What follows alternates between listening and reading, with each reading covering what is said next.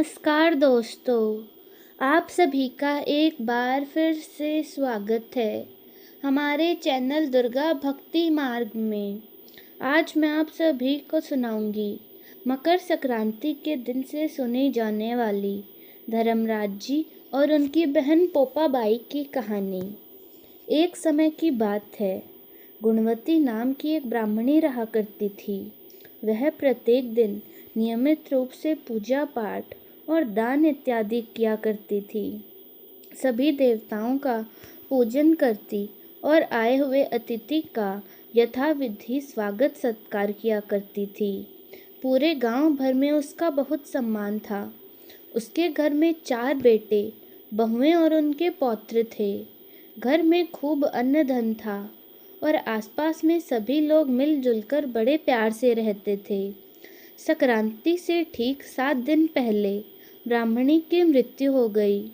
सभी उसके भाग्य की सराहना कर रहे थे कि कैसे गुणवती ने जीवन में अच्छे कार्य किए और भरा पूरा परिवार छोड़कर सारे सुख भोग कर वह सुहागन रूप में ही वैकुंठ को चली गई।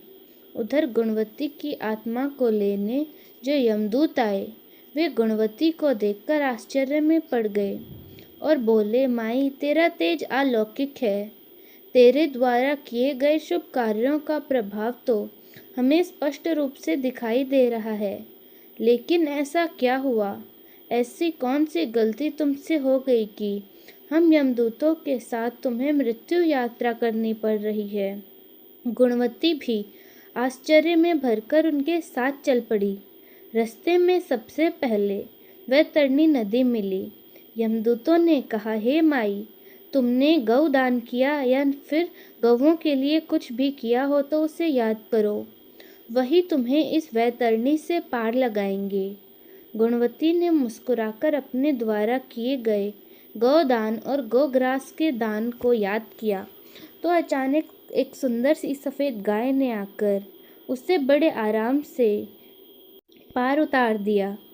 थोड़ी दूर चलते ही गुणवती को भूख और प्यास सताने लगी, तो उसने अपने अन्नदान और जलदान को याद किया और स्मरण करते ही भूख प्यास सब कुछ क्षणों में ही मिट गई। रास्ते में अलग अलग नरकों के मार्ग आए, जिनमें कहीं कहीं कांटों के जंगल थे, कहीं चिलचिलाती धूप, तो कहीं कीड़े मकोड़ों का काटना, तो कहीं चील कौवों का नोचना हो रहा था। जैसे ही गुणवती को कांटे दिखाई दिए, उसने अपने खड़ों जूते चप्पल के दान को याद किया तो सारे कांटे गायब हो गए। फिर जब चलते चलते उसे बहुत तेज धूप सताने लगी तो उसने छाते वाले दान को याद किया तो बादल हो गए और उसे छाँव लगी। थोड़ी ही देर में उसे बहुत से जोर से ठंडी लगने लगी तो उसने गर्म वस्त्रों के दान को याद किया, उसकी सर्दी दूर हो गई। अब कीड़े काटने लगे तो चींटियों को डाले हुए भोजन को उसने याद किया तो कीड़े मकोड़ों का काटना भी बंद हो गया। अब चील कौवे नोचने लगे तो श्राद्ध पक्ष में काग बलि और पक्षियों को डाले गए अनाज के दानों को उसने याद किया और बड़ी ही प्रसन्नता से वह वहां से पार हो गई। नरक के सभी रास्तों से गुजरकर वह धर्मराज जी के महल जा पहुंची। महल में सोने के सिंहासन पर भगवान नारायण के स्वरूप में धर्मराज जी धरती के मनुष्यों का न्याय कर रहे थे। गुणवती को देखकर धर्मराज जी ने बड़े प्रेम से उसका स्वागत किया, उसे बैठने दिया। फिर गुणवती ने हाथ जोड़कर धर्मराज जी से अपना अपराध पूछा। गुणवती ने कहा, हे धर्मराज जी, मैंने ऐसा कौन सा अपराध किया? तब धर्मराज जी ने कहा कि गुणवती, तुम तो अत्यंत ही पुण्य आत्मा स्त्री हो। तुमने अपने जीवन काल में पहले के जन्मों से भी ज़्यादा पुण्य कर्म किए हैं, लेकिन तुमने कभी भी मेरी और मेरी बहन पोपाबाई की कहानी नहीं सुनी। मैं धर्मराज भगवान नारायण का स्वरूप हूँ और भक्ति के धर्म और अधर्म का लेखा जोखा मैं ही रखता हूँ। व्यक्ति अगर मुझ में ही आस्था नहीं रखता, मेरी पूजा आराधना नहीं करता, तब मेरी बहन पोप्पाबाई उसे स्वर्ग में जाने का रास्ता नहीं देती।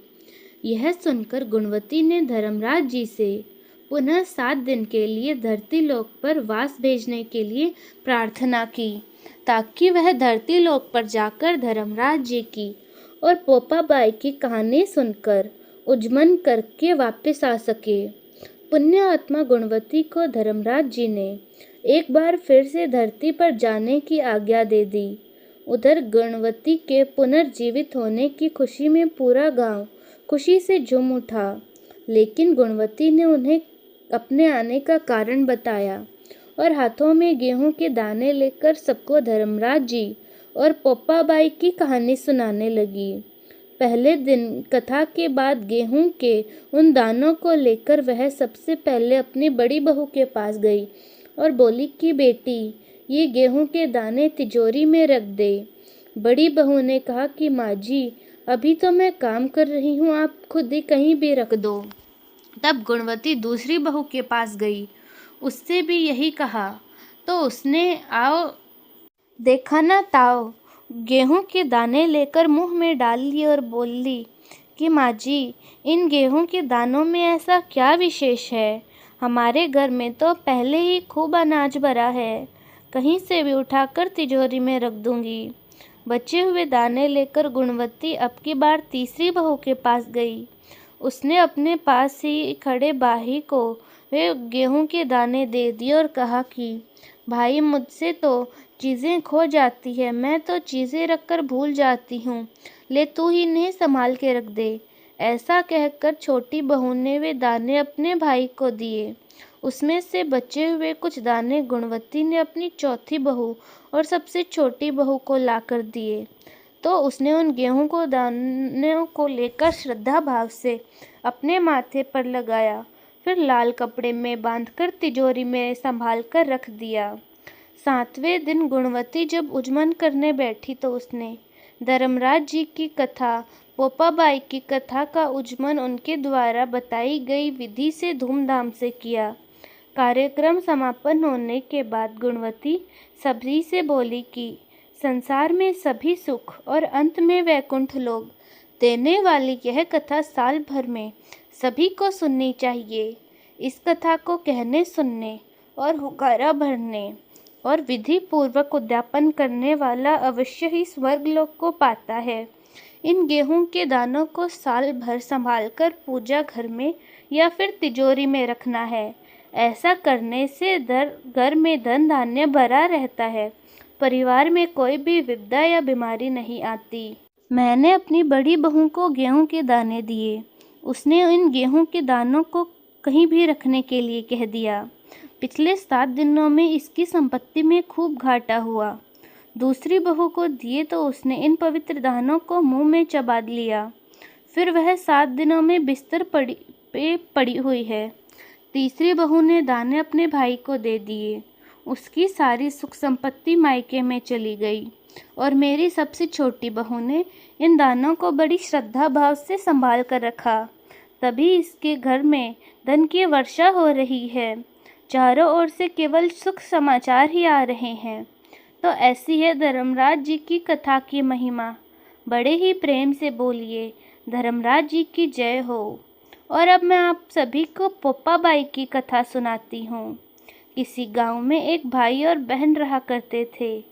भाई का तो विवाह हो गया था, लेकिन उसकी बहन का विवाह नहीं हो रहा था। बहन का नाम था पोप्पाबाई। पोप्पाबाई हमेशा व्रत और नियम किया करती थी। एक दिन उसके भाई भाभी ने उससे शादी करने के लिए कहा।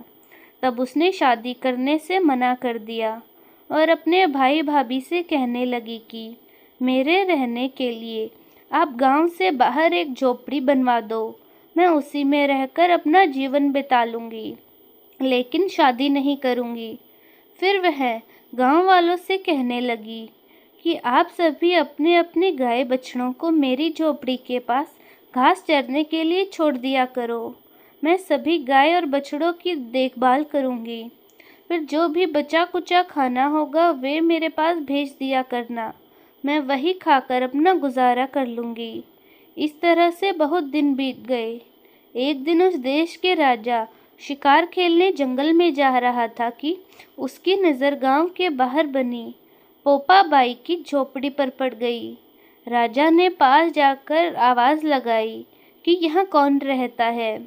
तब कोई उत्तर नहीं मिला तो झोपड़ी के दरवाजे को खटखटाने लगा।